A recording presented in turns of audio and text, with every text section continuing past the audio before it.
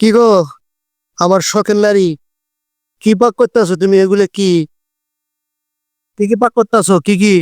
ওগুলো করলা ভাজি করবো, এগুলো পটল ভর্তা, বেগুন ভর্তা আর ডিম ভাজবো। ডিম ভাজবা?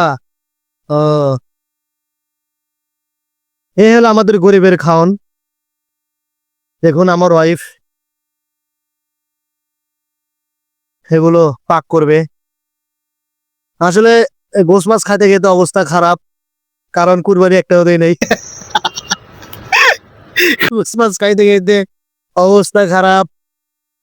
ফেসবুকে এতদিন খালি দেখলাম কুরবানি, এত লাখ টাকাতে গরু কিনছি, অত লাখ টাকাতে গরু কিনছি। এই যে বন্ধুরা, এখন কুরবানি দিব, কিন্তু কোন সাধু বান্দা ডিপ ফ্রিজে, বড় বড় ফ্রিজে কতটি গোস রাখছে হে আর কেউ কয় নাই। না কগা, তা আঙ্গু কি হয়েছে?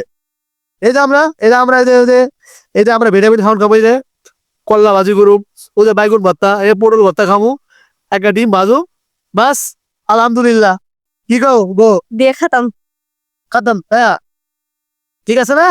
বাস, এটা তো আঙ্গু খাওন, আলহামদুলিল্লাহ।